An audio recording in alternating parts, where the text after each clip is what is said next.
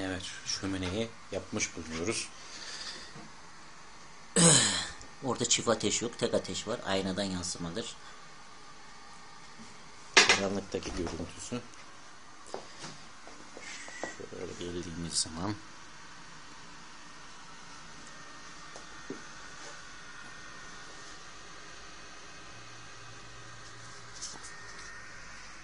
evet.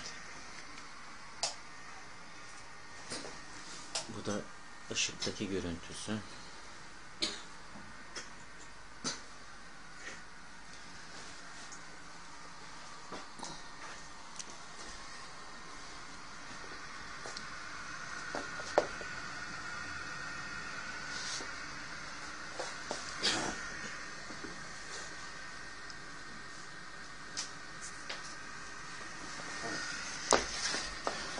Şöyle geçelim.